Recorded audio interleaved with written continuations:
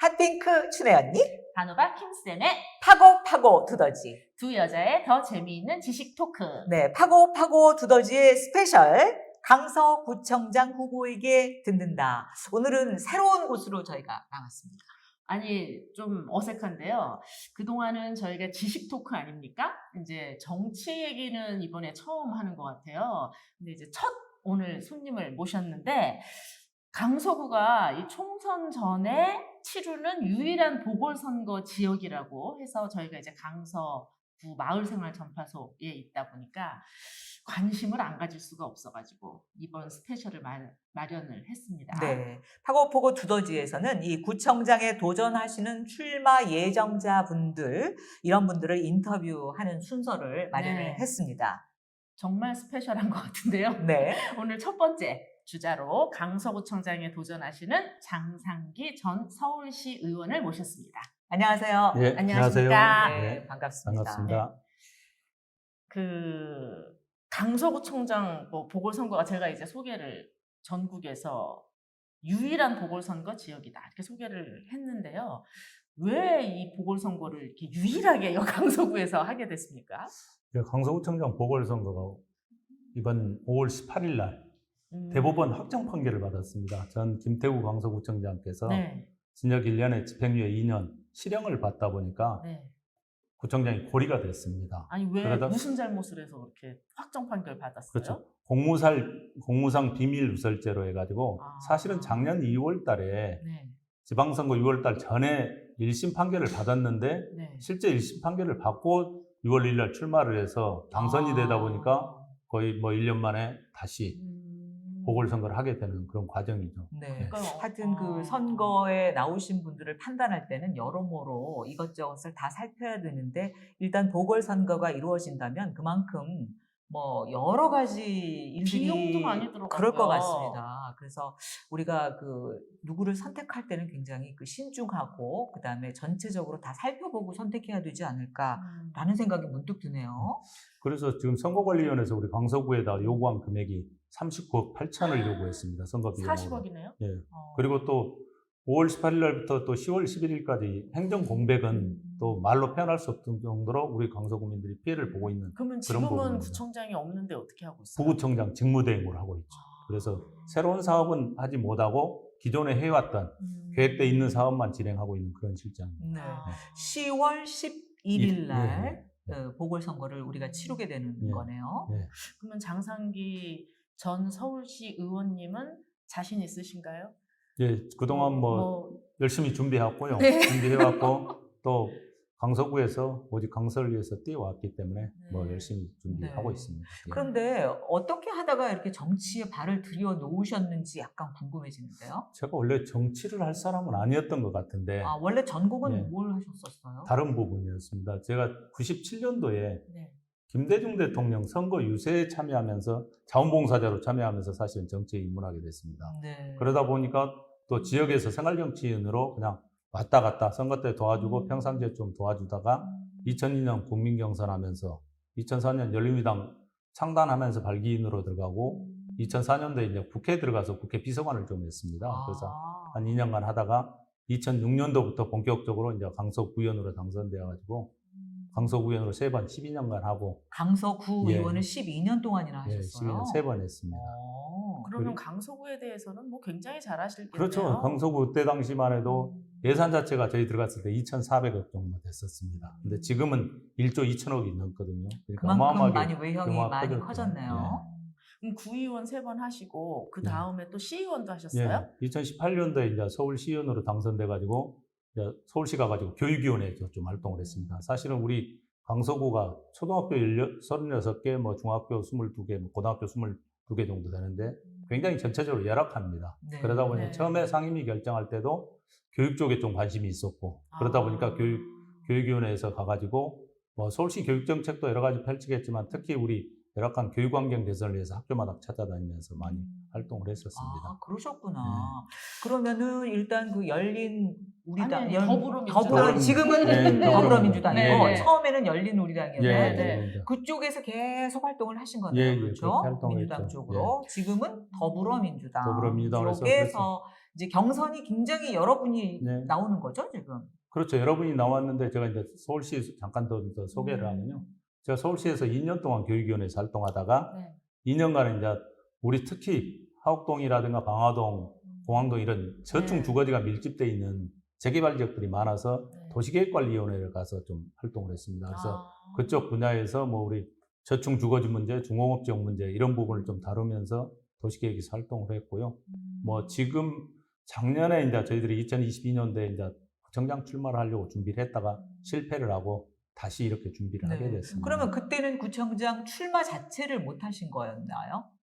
경선에서 탈락됐습니다. 경선에서. 경선에서. 왜냐면 그때는 몇 분 얼마나 되시죠? 아니요, 여러분들이 나오셨는데 최종 다른 지역하고 그런 경선 방법이 좀 틀렸습니다. 아, 저희 그래요? 지역은 이제 여기가 청년 전략 지역. 청년 전략 원래 전국에 지역. 5군데를 민주당에서 청년들을 좀 배려해야 되겠다 했었던 지역인데 당원들도 반발하고 지지층이 좀 반발해서 뭐 배심원제라는 어떤 다른 형태의 경선을 하다 보니까 거기에서 좀 실패를 했습니다. 예. 아, 그러셨구나.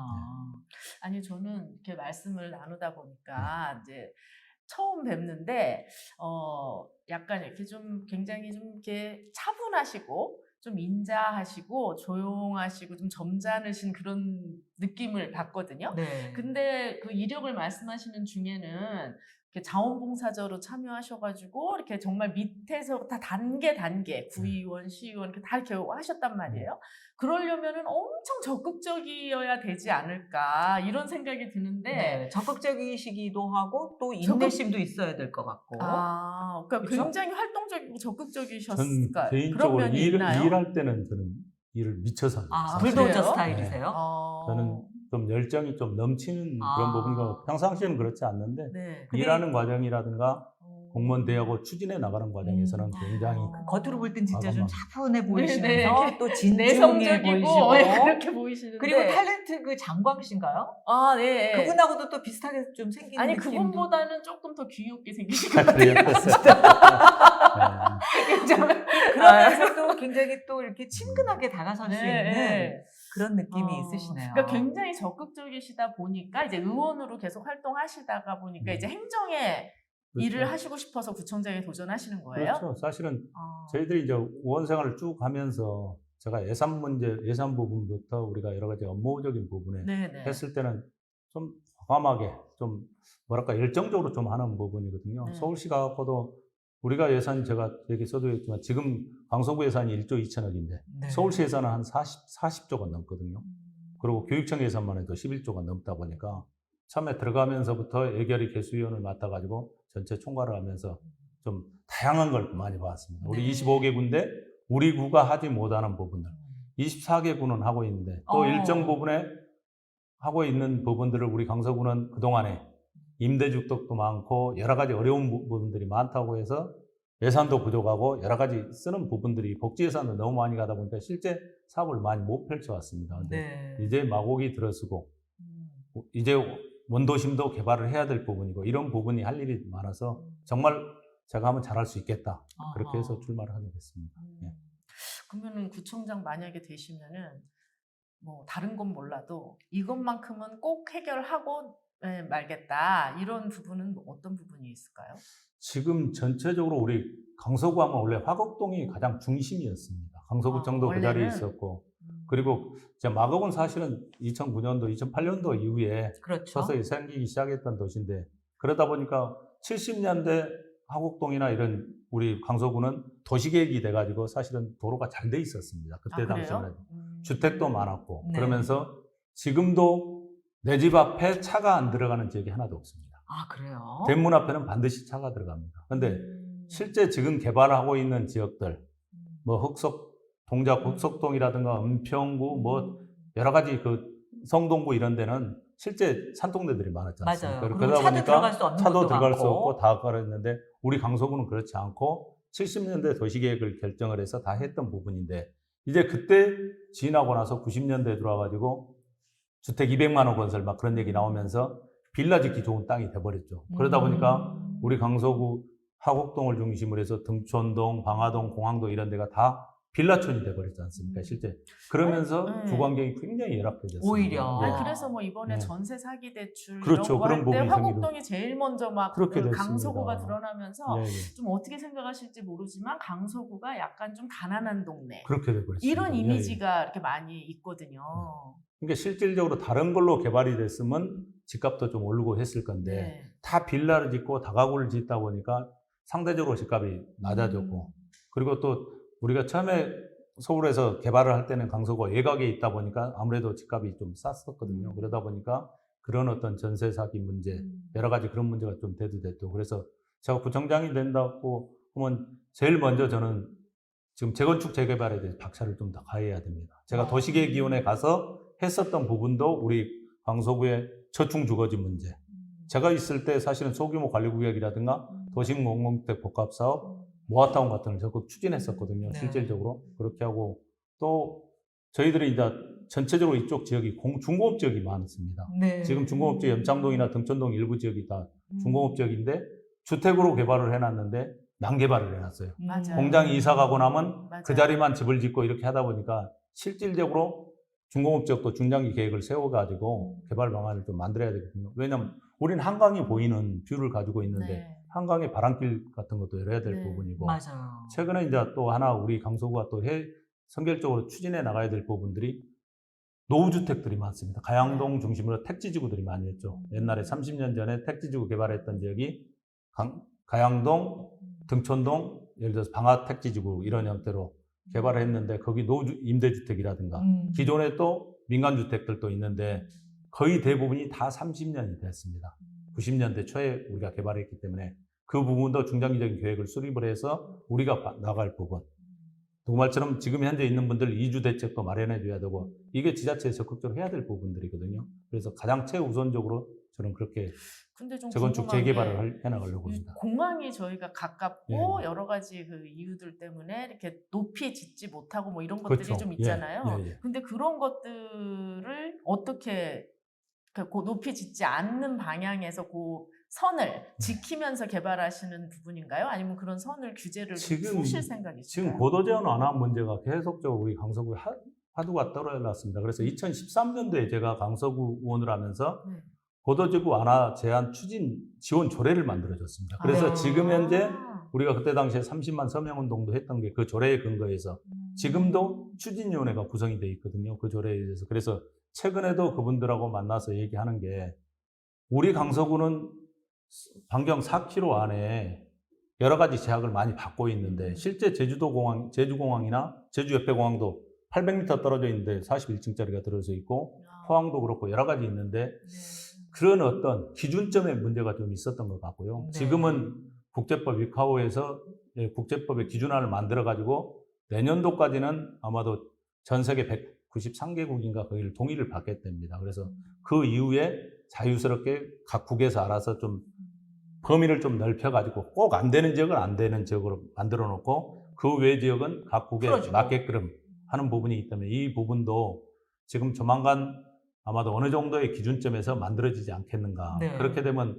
저희들이 지금 현재 마곡이 다 15층이거든요. 네. 맞아요. 보통 보면 57.86m에서 15층인데 그게 좀 더 완화되면 좀 더 이쁘게 건물이 지어지면서 여러 가지 어떤 주거환경 개선에 좀 도움이 될 것 같고요. 다른 구에 비하면 네. 다른 구 예를 들어서 강서구하고 이렇게 강을 마주보고 있는 저는 이제 강변에 사는데 예, 예, 예. 마주보고 있는 동네는 덕은지구인가요? 거기는 예, 예. 몇십 층이 막 올라가더라고요. 그렇죠. 예, 예. 한강이 마주보고 그러니까 거의 비슷한 예, 예. 위치에 있는데 그럼에도 불구하고 강서구는 이쪽에 있으니까 크게 상관이 없는 곳인 것 같은데도 그 규제가 그냥 들어있기 때문에 15층 이상을 못 짓는다는 거는 그렇죠. 좀 공항에 아쉬운 것 우리 같아요. 공항에서 4km 반경 안에는 맞아요. 57.86m로 해놓고 여러 가지 또 지형 지물에 따라서 네. 차폐 적용을 해줘서 조금 더 높이는 해주지만 기준점이 거의 그 정도뿐이 안 됩니다. 맞아요. 저희들이. 네, 그런 아쉬움이 근데 좀 있더라고요. 사실은 우리가 생각했을 때는 개화산 높이가 126m인가 그러거든요.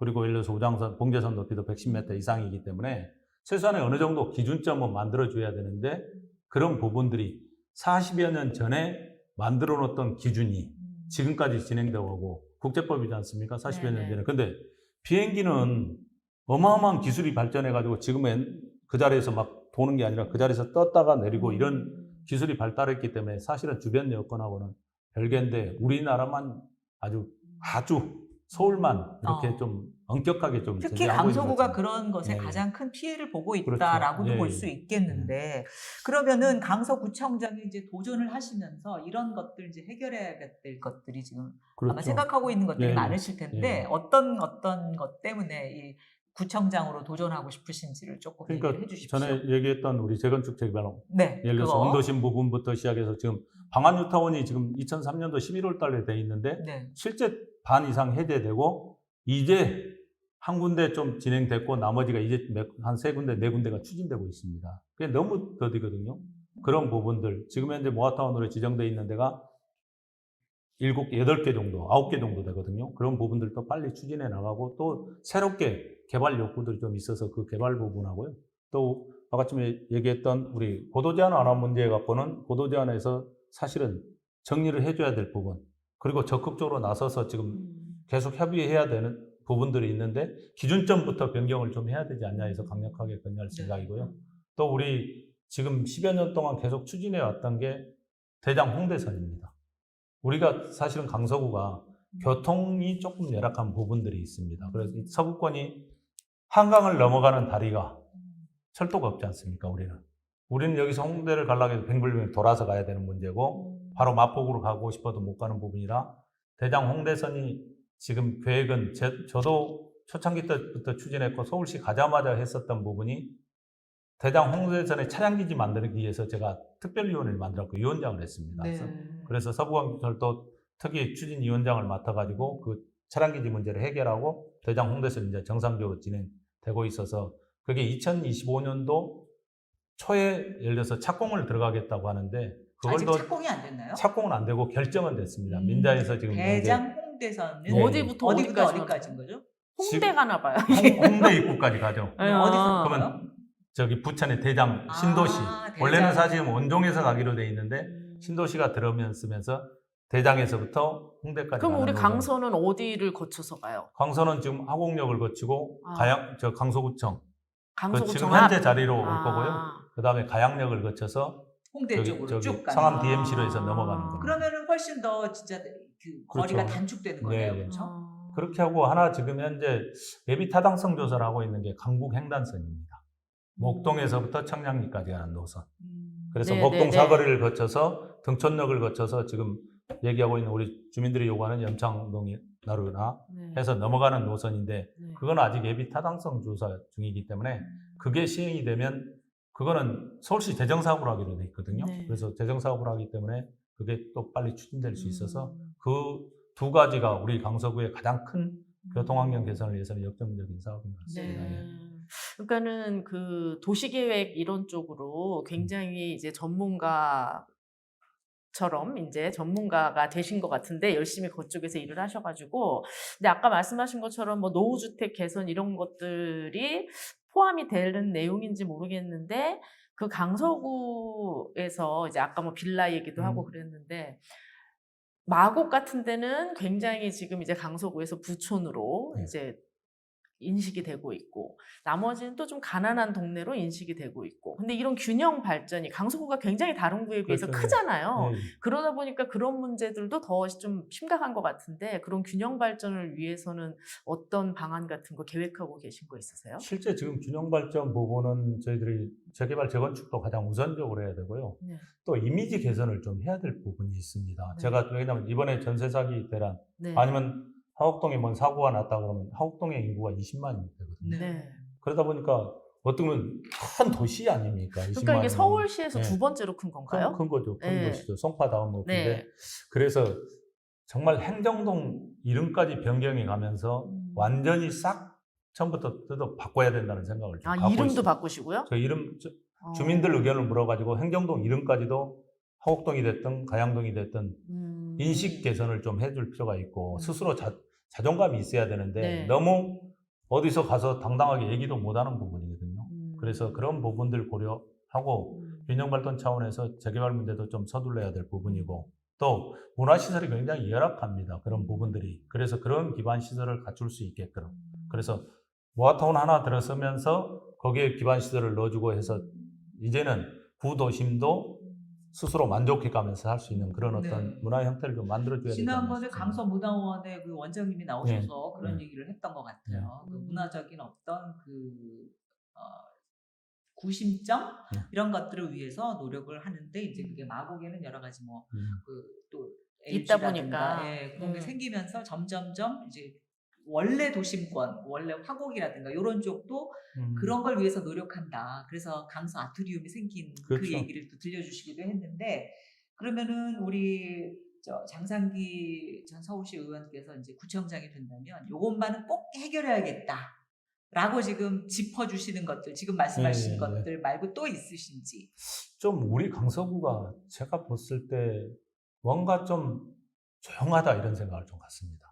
저는 좀 시끄럽다고 생각하는데 아니 너무 사건 사고도 많고 시끄럽잖아요. 너무 역동성이 주민들 사이에 아. 역동성이 없다는 걸 아. 보는 거거든요. 제가 사실은 문화원장님하고 의회에 있을 때 서울시 의회에 가가지고 뭐 했냐면은 찾아가는 음악회를 아하. 찾아가는 음악회를 아, 예를 들어서 봉대산에서도 했고 어디서도 했고 해가지고 예산을 줘가지고 그걸 했었습니다. 네. 계속 근데 코로나 시기가 터지면서 못 했거든요. 그렇죠. 그리고 사실은 우리가 인구가 60만이 다 되다 보니까 동호인들도 많습니다. 생활체육 동호인들도 많은데 인프라 시설이 좀 많이 부족합니다. 오히려 이런 부분들이. 그러니까 마곡이 들었으면서도 종합운동장 하나 만들지 않는 이런 도시계획을 해놨거든요. 사실은 그건 모두의 책임인데 저희들의 지도자들의 책임인데 저는 그 부분 때문에 뭔가를 또 다시 만들어야 될 부분인 것 같고요. 제가 2018년도에 서울시의원으로 가가지고 애결이 개수를 전체를 총괄해 부위원장으로 좀 총괄을 하면서 뭘 했었냐면 제가 가장 부러운 게 여름철에 가면 애들 물놀이장이었습니다. 그 물레동에 가니까 어느 모임 때 제가 한번 가서 물레동을 보니까 놀이터인데 물이 막 쏟아지고 막 그러더라고요. 그래서 아, 저건 만들어야 되겠다. 그랬더니 서울시가 그 민원이 많아서 안 합니다 해가지고 끝까지 안 한다고 그래서 조금 언쟁하고 그때 당시에는 조금 뭐 부위원장이고 하니까 힘이 좀 있어서 안 된다, 해야 된다, 시범사업 하자. 그래서 2억을 갖고 우장산 축구장을 점령을 해서 여름철에 물놀이장을 개설을 해줬습니다. 네. 아하. 그래서 온 동네가 난리가 났죠. 떠들썩하고. 그 뭐 지금도 그걸 해달라고 하는데 그 다음 연도에도 예산을 줬는데 코로나 맞아요. 2020년대 하면서 못 쓰고 그래서 제가 또 다시 10억을 들여가지고 하곡 신곡초등학교 옆에 태양광장에 물놀이 놀이터를 만들었습니다. 제가 며칠 전에 가보니까 며칠 전에 개장을 했거든요. 갔더만 정말 애들이 좋아하더라고. 그래서 그런 어떤 문화, 체육 이런 아이들의 어떤 놀거리나 이런 것도 해서 좀 역동적으로 좀 지역을 만들어야 된다. 근데 이제 이런 생각을 강서구에 아까 교육위원회 말씀에도 오래 계셨다고 하셨는데 잘 아시겠지만 강서구에 학교가 그렇게 많은데 사실은 학생 수가 강서구가 굉장히 많이 줄어들고 있잖아요. 바로 옆에 양천구 같은 경우에는 한 반에 학생이 받을 수가 없을 만큼 넘치는데 강서구는 너무 이 시골처럼 계속 줄어들고 있단 말이에요. 그런 문제도 저는 굉장히 어떻게 바로 옆 동네인데 그런가 막 이렇게 의아했어요. 그런 문제도 생각하고 계신가요? 저 교육위원회에 있으면서 가장 고민한 부분이 그겁니다. 지금 양천구가 그런 게 아니고요. 네. 우리 강서구도 어느 학교는 너무 많아서 넘쳐서 문제고 어느 학교는 너무 적어서 그럽니다. 강서구 안에서도요? 어느 안에서는 학교는 10명, 11명, 12명이고요. 네, 맞아요. 어디 학교는 30명입니다. 네. 이게 균형이 그러니까 우리 부모님들 생각이나 우리 교육자들 생각에 조금 그런 부분들을 지역적으로 좀 나눠주거든요. 아이들은 학군 배정을 해주는 거거든요. 네. 근거리 배정을 해준다고 그쵸. 하는데 어느 섹터를 바꾸게 되면 민원 때문에 바꾸지를 못하는 그렇죠. 학교를 좀 그래서 네.